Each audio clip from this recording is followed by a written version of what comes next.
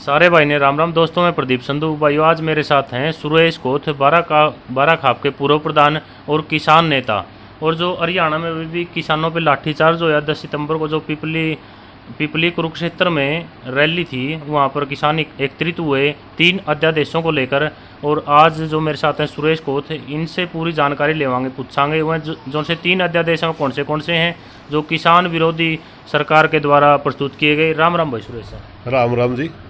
भाई सुरेश, में 3 अध्यादेश कौन से हैं जो किसान विरोधी बोले जा रहे हैं किसानों के द्वारा, मतलब कि किसानों के हित में नहीं है, वह प्रस्तुत करे गए हैं कोरोना काल में, वह कौन से अध्यादेश हैं? आज पूरे देश के अंदर कोरोना की महामारी चल रही, उसको का फायदा उठाने के लिए भारत सरकार ने 3 अध्यादेश लेके आई जो किसानों का एक किस्म का डेथ वारंट है। मैं आपको इसका थोड़ा बैक में ले जाना चाहूँगा।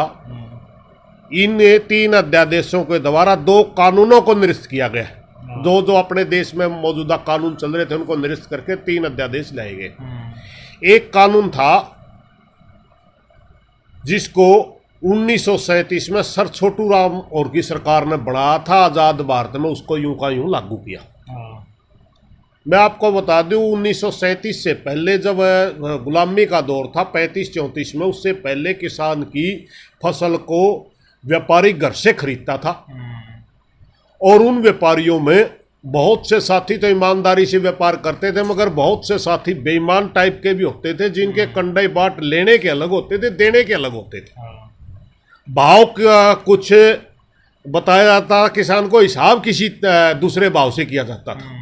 इन सभी बातों की जानकारी सर छोटू राम को थी। वो एक कानून लेके आए जिसका नाम था कृषि उपज मंडी 1937। 1937 में आ गया। 1937 में पहली बार ये कानून बनाया गया जिसको मंडी एक्ट के नाम से बाद में काफी मशहूर हुआ। उसमें 2-3 चीजें, किसान की अनपढ़ता का कोई फायदा ना उठावे, किसान को कोई मूर्ख नहीं बनावे, 2-3 चीजें जरूरी लेकर के आए। एक, वह किसान मंडी में फसल लेके आएगा और वहां मंडी बोर्ड गठित किया जाएगा। सरकार का आदमी जिसको मंडी सेक्रेटरी कहते हैं, वो सबसे पहले ये देखेगा किसान कितनी फसल लेके आया, सबसे पहले ये देखेगा। उसके बाद देखेगा कि किसान की फसल किस भाव बिकी। ये दोनों नोट करना मंडी रजिस्टर में आज भी वो परंपरा लागू थी। मंडी रजिस्टर में दोनों चीजें दर्ज होती हैं, क्योंकि अगर किसान के साथ धोखाधड़ी हो तो मंडी बोर्ड के सेक्रेटरी की जिम्मेवारी बढ़ती थी उसका कि व्यापारी से सही उसका हिसाब करवाए।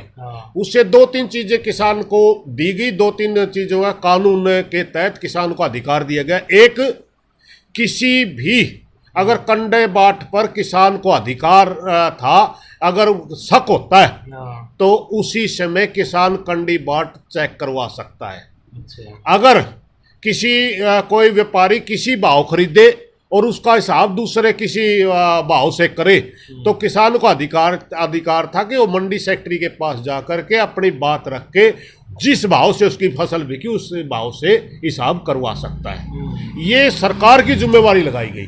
और सरकार की जिम्मेवारी लगाने से हरियाणा और पंजाब, हिमाचल, ये तीनों स्टेट उस समय पंजाब होते थे, आज पाकिस्तान में जो गया है वो भी पंजाब होता था, पूरे पंजाब में कानून लागू है। इससे फायदा ये हुआ कि किसान की सारी फसल मंडियों में बिकना शुरू हुई और जो ईमानदार व्यापारी था वो उभर के आया, जो बेईमान व्यापारी था वो पीछे चला गया। बेईमान व्यापारी पीछे इसलिए चला गया क्योंकि वो बेईमाना नहीं कर पाया, वो तोल में मोल में हिसाब में गड़बड़ नहीं कर पाया। ईमानदार व्यापारी इसलिए उभर के आ गया क्योंकि वो पहले व्यापार करने में सक्षम नहीं था, क्योंकि बेईमान व्यापारी भाव कुछ बताता था, हिसाब कुछ करता था। ईमानदार व्यापारी उस समय भाव अगर ठीक बताए तो उसको वो किसान देता नहीं था।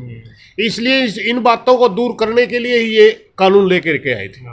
वो कानून आगे आज़ाद भारत में भी लागू हो गया और उसमें और भी काफ़ी अमेंडमेंट हुए और मंडियों को पूरी पावर मिल गई कि किसानों का सारा जो अनाज है मंडी में बिकना शुरू हुआ, बोली होनी शुरू होगी शुरू, और वो बोली के ऊपर मंडी का रजिस्टर लेकर के मंडी सेक्रेटरी आता, बोली में नोट करता किसकी फसल किस भाव बिकी। वो चीज ही निरस्त कर दी एक ऑर्डिनेंस के तहत इन्होंने अभी। उन्होंने क्या किया, उन्होंने कहा कि किसान को की बेड़ियां हम निरस्त करें, प्रचार भी किया गया, किसान को बड़ा फायदा होगा। इसमें हरियाणा, पंजाब और हिमाचल में कई लाख करोड़ रुपए ढांचा खड़ा करने में हुए, मंडियों का ढांचा खड़ा करने में लग रहे सरकार के। उसको सारे को निरस्त कर दिया, कह दिया गया कि किसान का माल कहीं भी व्यापारी खरीद सकता है, खुल कर दी गई। उससे क्या होगा, मैं आपको वो एक छोटा उदाहरण देता हूँ। अभी मैम डांड के अंदर एक गोदाम है अडानी का, और वहाँ वो गेहूँ अगर मंडी से नहीं खरीदेगा सीधा ले जाएगा। अभी मंडी बोर्ड से अगर कोई व्यापारी अनाज खरीदता है उसको 6.25% टैक्स देना पड़ता है, मंडी टैक्स जिसको बोलते हैं। जैसे गेहूं का उदाहरण लीजिए आप, 1 क्विंटल गेहूं अगर अडानी सीधा मंडी से खरीदेगा तो उसके 120 रुपये लगभग मंडी टैक्स देना होगा, जिसमें आड़त भी शामिल है, जिसमें ढुलाई भी शामिल है, जिसमें मंडी का मार्केटिंग बोर्ड का पैसा भी शामिल है, जिससे मंडियां और मंडियों के रोड वगैरह विकसित होते हैं, और मंडी बोर्ड के कर्मचारियों को तनख्वाह भी उसी में से दी जाती है। मगर अब उनको पावर मिल गई सीधा खरीदने की। वो एक बार क्या करेगा, 2000 रुपये गेहूं खरीदने की बजाय 2120 रुपये उसका खर्च हो तो 2050 में सीधा गोडाउन में मंगाएगा। सीधा गोडाउन में मंगाएगा, और उस किसान 50 रुपये के लालच में सीधा गोडाउन में उसका माल उतारेगा। इससे 2 चीजें होंगी, एक तो मंडियां बर्बाद हो जाएंगी, क्योंकि मंडी के अंदर व्यापारी खरीदेगा नहीं, सीधा व्यापारी वहां मंडी में टैक्स देना होगा, या तो मंडियों को फ्री करना चाहिए था।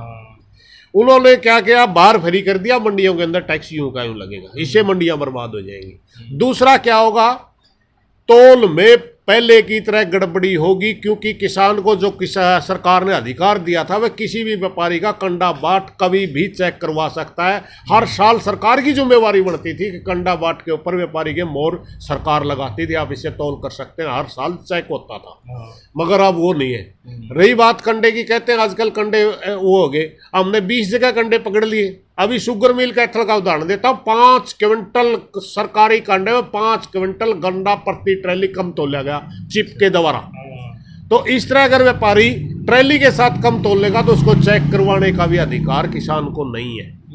मतलब किसानों को लूटा जाएगा। बिल्कुल, इसमें पूंजीपतियों के हाथ में दे दिया गया है सारा, मंडी का जो ढांचा खत्म हो जाएगा, और इससे पूंजीपति दोबारा ईमानदार व्यापार खत्म, और वही जमाखोरी चोरी वही शुरू होगी। दूसरा अमेंडमेंट लेकर के आए हैं, एक तो ये है ट्रेड के नाम से कर रहे हैं, अमेंडमेंट लेकर के आए हैं। दूसरा अमेंडमेंट लेकर के आए हैं, इन्होंने कहा कि ये कॉन्ट्रैक्ट फार्मिंग का तो तीसरा है। दूसरा अमेंडमेंट 55 के अंदर एक कानून लेकर के आए थे। पहले जमाखोर व्यापारी होते थे, बहुत ज्यादा मोटी जमाखोरी कर लेते थे, और जमाखोर जब वो जनता के अंदर कोई भी चीज समाप्त हो जाती, डिमांड बढ़ जाती, तब अपना गोदाम खोलते, मन मारने रेट पे उसको बेचते। इसको बोला जाता है आवश्यक वस्तु अधिनियम 1955। एक ऑर्डिनेंस ये लेकर के आए, ये मात्र किसान को नहीं, गरीब आदमी को सबको मार देगा।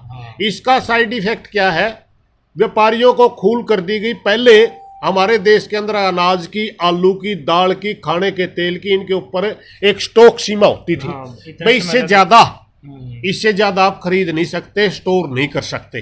वो उसका इन चीजों का स्टोर करना सरकार की जिम्मेवारी थी। एफसीआई महकमा बनाया गया था, उसमें खाद्यान्न वगैरह को अपने गेहूं है, चावल है, उसको खरीद के स्टॉक सरकार करती थी, जो एमएसपी में खरीदती थी। मगर अब सरकार इससे भाग रही है, एफसीआई वगैरह को तोड़ेगी, क्योंकि इन्होंने प्राइवेट को ये मामला दे दिया।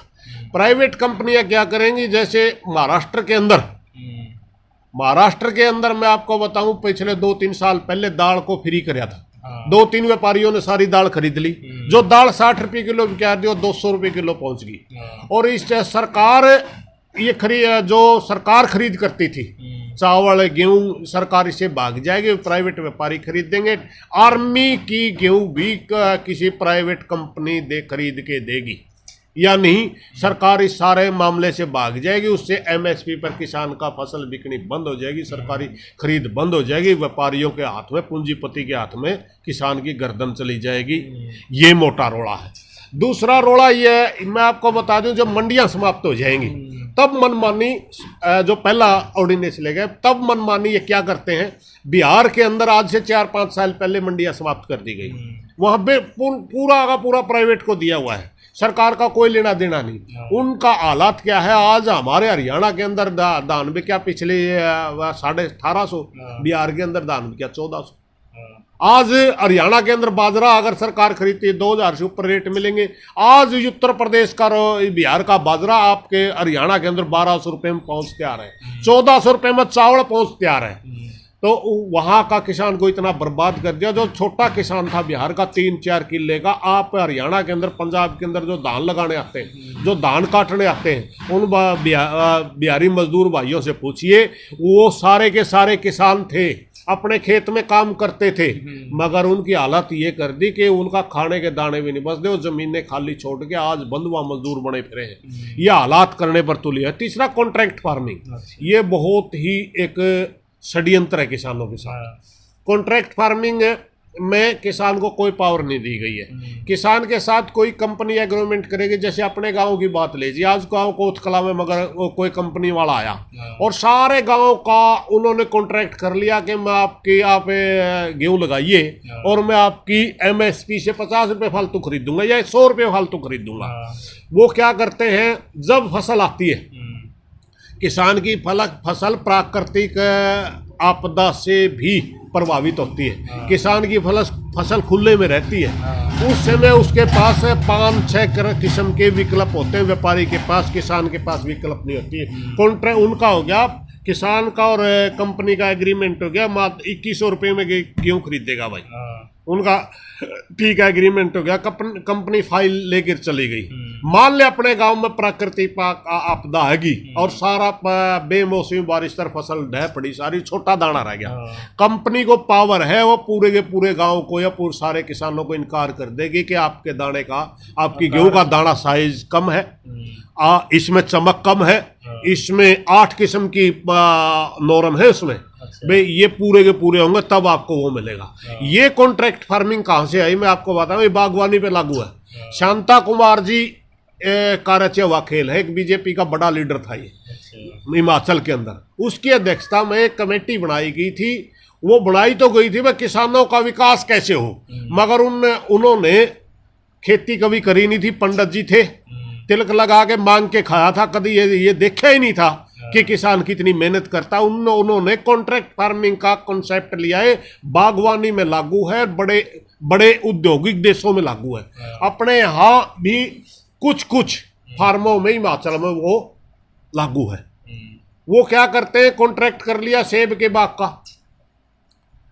उसका दाना साइज सारा देख लिया, मात्र 10 या 15% सेब उस रेट पे बिकी, 80% सेब की फिर वह बदीन माटी हुई, बाजार में उसको लेने वाला नहीं मिला कोई। जब कॉन्ट्रैक्ट फार्मिंग का सबसे बुरा कॉन्सेप्ट ये है, जब फसल पक्के तैयार होगी, कंपनी खरीदे ना खरीदे उसको, उसकी मर्जी हो, भाग सकती है, किसान उसको मजबूर नहीं कर सकता, क्योंकि किसान को कोई भी कानूनी अधिकार ही नहीं दिया गया। एसडीएम को पावर दी गई है, 15 दिन में हिसाब करवा देगा। एसडीएम को पावर दी गई, एसडीएम सरकार का अधिकारी होता है। एसडीएम यहाँ फसल बीमा का क्या हाल हुआ, फसल बीमा का हल इसीलिए वो हुआ क्योंकि किसान को पावर नहीं दी गई थी कहीं भी। इसी तरह किसान को कोई पावर नहीं है, वो कॉन्ट्रैक्ट से भाग जाए, प्लेंटी भी लगा सकती है कंपनी अगर कॉन्ट्रैक्ट से उसमें, मगर कंपनी को पावर है, कभी भी छोड़ करके चले जाएगी। वो 2100 रुपये का गेहूं का जो कॉन्ट्रैक्ट उन्होंने साइन किया, वो कह देगी दाना छोटा जाइए, फिर किसान मजबूर होगा उसी गेहूं को 13 और 1400 में वो बिकेगी, आधे भाव। हाँ, आधे भाव में बेचनी पड़ेगी। ये बहुत ही बुरा एक जाल खेला गया। असलियत क्या है, मोदी सरकार पूरे देश के किसान को पूंजीपतियों के हाथ में देना चाहती है। ये 2 ही वर्ग बनाना चाहती है, एक तो बड़ा पूंजीपतियों का वर्ग रहे, एक लेबर क्लास रहे, बीच का जो मिडिल क्लास हो बिल्कुल समाप्त हो जाए। ये इनका, क्योंकि मोदी जी को जिताने में मीडिया का बहुत मोटा रोल था। ये सारे के सारे चैनल बड़े बड़े उद्योगपतियों के हैं। इनका उन्होंने धर्म और जाति के नाम पर, नकली राष्ट्रवाद के नाम पर जातिवाद फैला करके वोट ले गए लोगों से, और इनका आज किसानों से, मजदूरों से कोई लेना देना नहीं है।